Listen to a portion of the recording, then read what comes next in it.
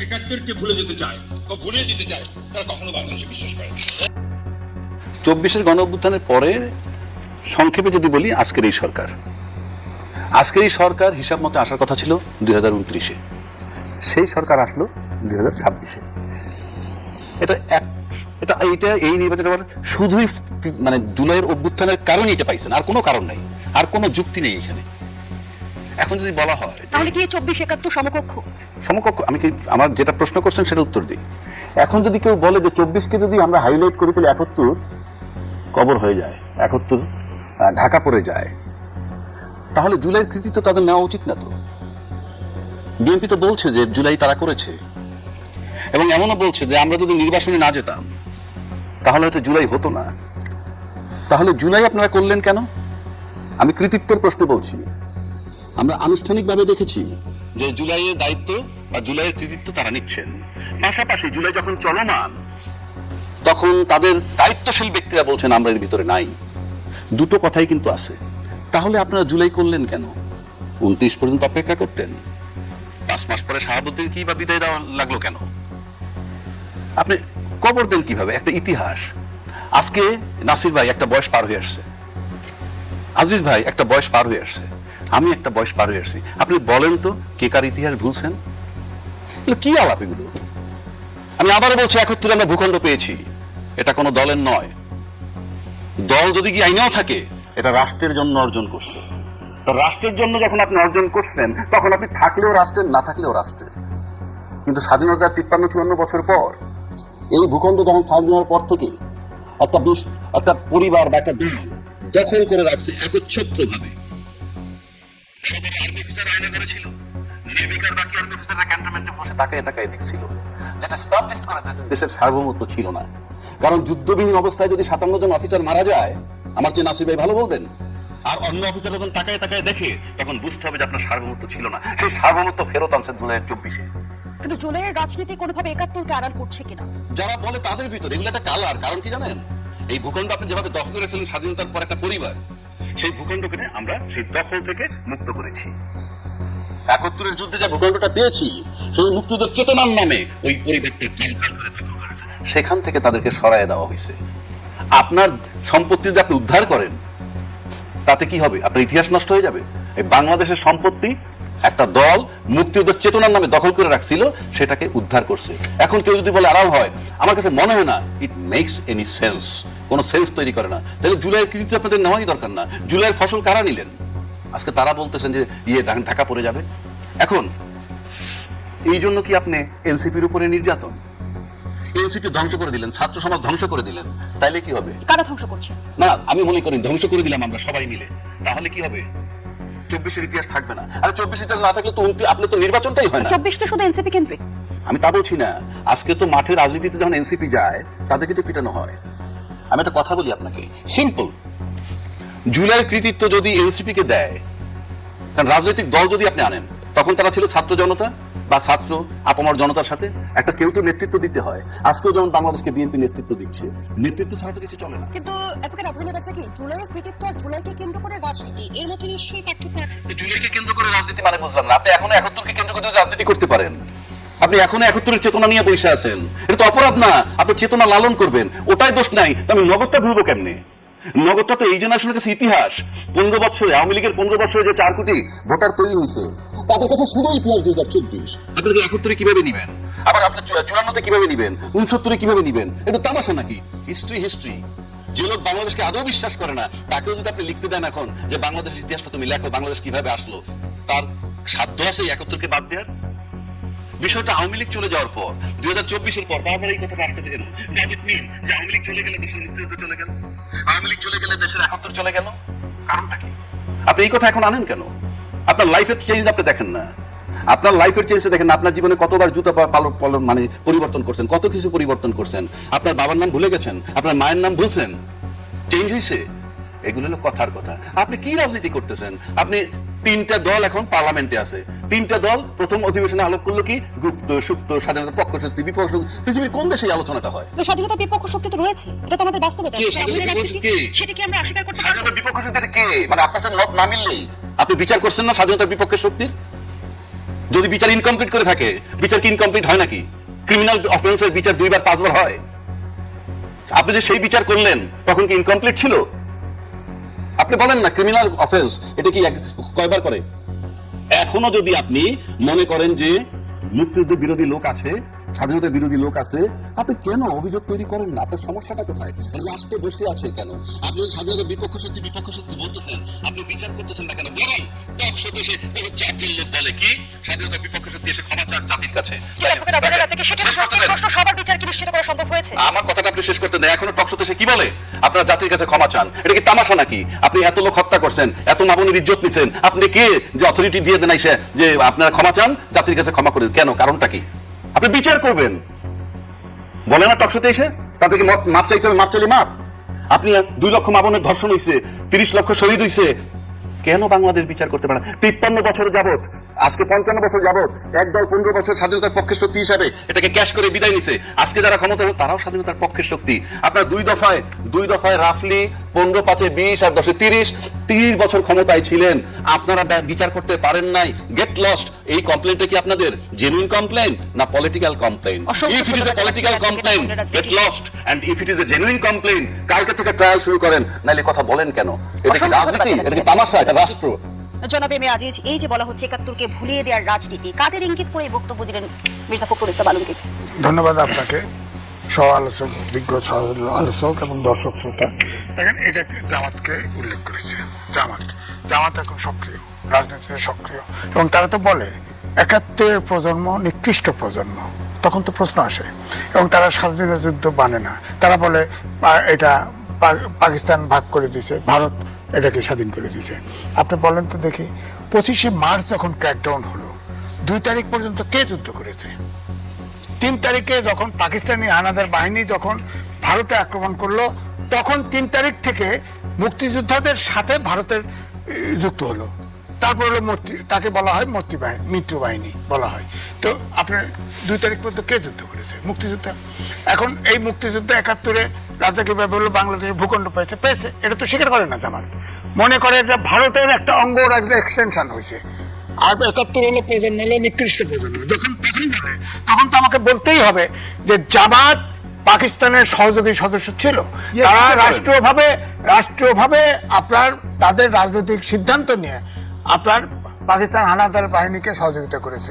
তখন 3টে দল সহযোগিতা করেছে, একটা জামাত, একটা হলো নিজামে ইসলাম, আর একটা মুসলিম লীগ খয়রুদ্দিন। তখন অবশ্য জামাত দুর্বল ছিল, ঠিক। তখন তো ওই প্রাদেশিক সরকারে জামাতের মন্ত্রীও ছিল। তারা সিদ্ধান্ত নিয়ে যেটা বলেছে যে পাকিস্তান 71, আমি বলি আর কি, 71 যে দেখে নাই, যার বাপ দেখে নাই, যার দাদা দেখে নাই, তার নির্মমতা বুঝবে না, বুঝবে না। আমার কথা হচ্ছে, সেদিন প্রশ্ন করে তো ওসমানী কেন ছিল না? আরে ওসমানী নিজে বলছে যে ওখানে যদি ভারতের সেনাপ্রধান থাকতো আমি থাকতাম। ওখানে তো আসছে মিত্র বাহিনীর ফোর্স আসছে, এই জন্য সে আসে নাই, সে স্টেটমেন্ট আছে। সেখানে তো আমাদের উপসেনাপতি মুক্তিযুদ্ধের ছিল, এয়ার ভাইস মার্শাল, কি নাম ভুলে গেছি, এয়ার ভাইস মার্শাল ছিলেন, ছিলেন। তো সেখানে তো বলা হয়েছে যে সারেন্ডারিং ডকুমেন্ট, যে ডকুমেন্ট আমার কাছে আছে, অরিজিনাল ডকুমেন্ট আমার কাছে আছে, অক্সিলারি ফোর্স সহ পাকিস্তানি হানাদার বাহিনী সারেন্ডার করেছে। অক্সিলারি ফোর্স মানে আমরা বলি রাজাকার তো অক্সিলারি ফোর্স না, রাজাকার গরিব দুঃখী মানুষ বেতনভুক্তি কর্মসূচি ছিল। অক্সিলারি ফোর্স হলো হানাদার, আনসার, পিস কমিটি ইত্যাদি, যারা বেতন ছাড়া বাই ডিসিশন, পলিটিক্যাল কারণে যারা পাকিস্তান হানাদার বাহিনীকে সাহায্য করেছে, তারা হচ্ছে অক্সিলারি। বিচার হলে কি দায় মুক্তি মিলে না? গণ অভ্যুত্থানে করা অনেকেই ক্ষমা, আমি বরাবর বলছি না, গণহত্যার কোনো ক্ষমা হয় না, গণহত্যার কোনো ক্ষমা হয় না। সেটা তো বিচার করেন, বিচার হবে, বিচার হবে। এখন বিচার হবে না কেন? সময় গড়ালে ইতিহাস ম্লান হয় কি না? ইতিহাস কখনো ম্লান হয় না। ইতিহাসই থাকবে। ইতিহাস, বাংলাদেশ আছে, বাংলাদেশের ভূখণ্ড আছে, ইতিহাস থাকবে। এখন কেউ যদি, এখন সমস্যাটা ওই জায়গায় বাড়ছে, যখন 71-এর প্রজন্ম নিকৃষ্ট প্রজন্ম বলেন, তখন 71-এর প্রজন্ম ঠিকই জেগে ওঠে। কারণ আমি তো বললাম যে 25শে মার্চ থেকে 2 ডিসেম্বর পর্যন্ত তখন তো পাকিস্তান ভারতীয় যুদ্ধ করে নাই, যুদ্ধ করেছে পাকিস্তান। যখন 3 তারিখে আক্রমণ করলো, তখন এটাকে ভারত বলতে চায় যে এটা ভারত পাকিস্তান যুদ্ধ, তারা ওইভাবে চিন্তা করে। কিন্তু আমাদের বাংলাদেশের নাগরিক কেন এটা বলবে? আপনি পাকিস্তানের বাংলাদেশের ভাত খাচ্ছেন, বাংলাদেশে আছেন, বাংলাদেশ মানবেন না? যান পাকিস্তানে যান, সমস্যা কি? পাকিস্তানে যান, পাকিস্তান পছন্দ হলে পাকিস্তানে যান। আমরা ভুল করছি, সমস্যা কি? বাংলাদেশ পাইছি, এই বাংলাদেশ গরিব দরিদ্র যাই থাকুক এখানেই থাকবো। আপনার পাকিস্তান ভালো লাগে, পাকিস্তানে চলে যান, সমস্যা নাই, বিচার নিয়ে চলে যান। এখন দুর্ভাগ্য জাতি দেখেন, পাকিস্তান আর ভারত বাংলাদেশ যদি হকি খেলা ক্রিকেট খেলা দেন, বাংলাদেশ ভারতের ইয়ে পাবেন, সমর্থক পাবেন। আবার পাকিস্তানের সাথে খেলা দেন, পাকিস্তানের সমর্থক পাবেন।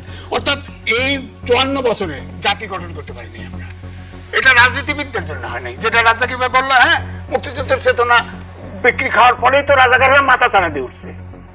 ওরা যদি ওই মুক্তিযোদ্ধার চেতনা যদি আওয়ামী লীগের শেখ মুজিব থেকে শুরু করে যদি হাসিনা পর্যন্ত বিক্রি না করতো, দেশটা যদি সঠিক রাস্তায় চলতো, তাহলে তো এই দক্ষিণ পথের উত্থান ঘটে না, এই প্রশ্ন আসে না, বাংলাদেশের স্বাধীনতা সার্বভৌমত্ব নিয়ে কটাক্ষ করা হয় না।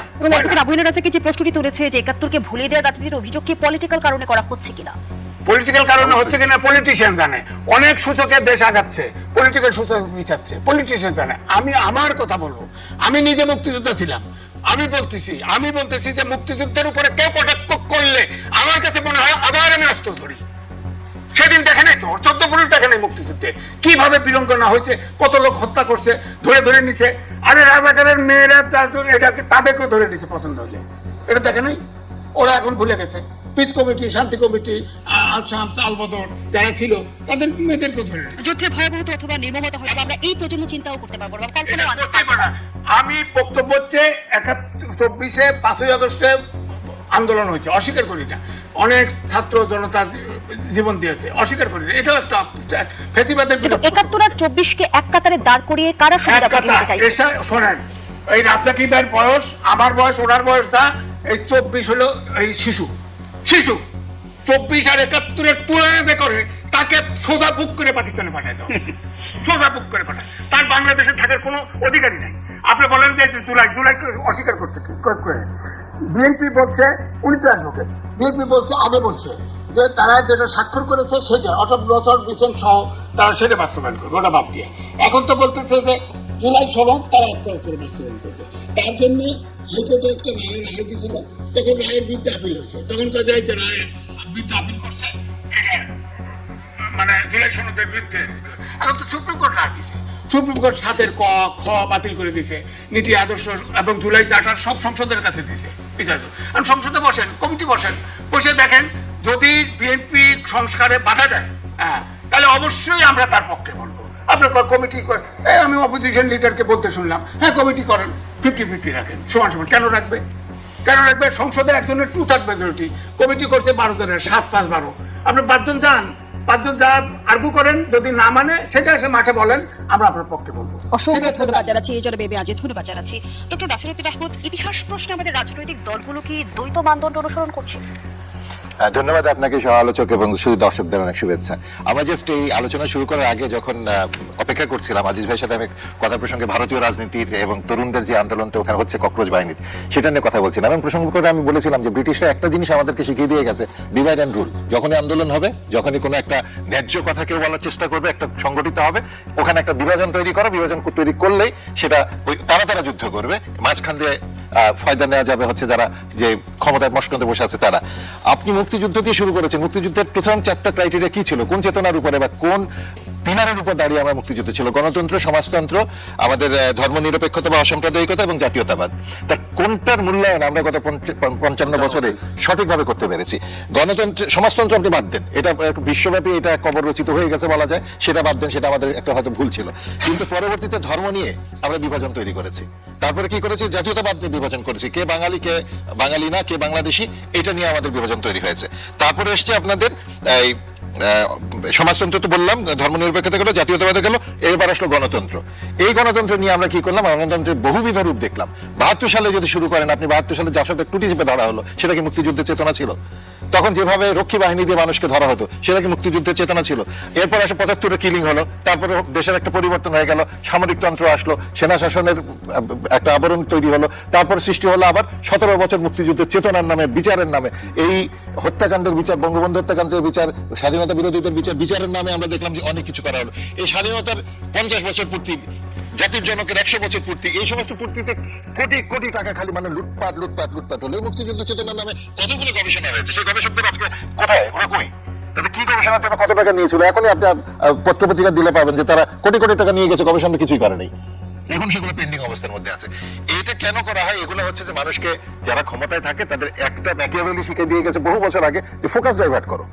আমি ক্ষমতায় কিভাবে আছি, আমি কি করছি না করছি, আমি কি ন্যায্য কাজ করছি, আমি কার সাথে চুক্তি করছি, কাকে করিডোর দিচ্ছি, কার সাথে কোথায় আমি সশস্ত্র বাহিনী নৌবাহিনী পাঠাচ্ছি, কোথা থেকে আমদানি করছি, বোয়িং কিনছি কিনা, হ্যাঁ ট্যারিফ এত ট্যারিফ বসাই দিল তার বিরুদ্ধে আমি কিছু করছি কিনা, ব্যবসায়ীদের পক্ষে দাঁড়াচ্ছি কিনা, এলএনজি আসছে কিনা, আমার ইন্ডাস্ট্রি চলছে কিনা, আমার লেখাপড়ার মান কোথায় যাচ্ছে, বাচ্চারা আজকে কেন চাকরি পাচ্ছে না, কোথায় যাচ্ছে, এগুলো নিয়ে কথাবার্তা বলার আগেই এমন কিছু একটা টপিক তুলে দাও, ওইটা নিয়ে তারা ইয়েতে থাকুক। ঠিক একই কথা হয়েছে আপনার মুক্তিযুদ্ধ নিয়ে। আমি মানে কষ্ট লাগে কোন জায়গায়, এই তরুণ প্রজন্মের কাছে আমাদের প্রত্যাশা ছিল, প্রচন্ড প্রত্যাশা ছিল, যারা যখন এই ধরনের কথাবার্তা বলবে ঠিক আছে আপনি আপনার কথা বলেছেন, শ্রদ্ধার সাথে আপনার কথার সাথে আমরা একমত হলাম।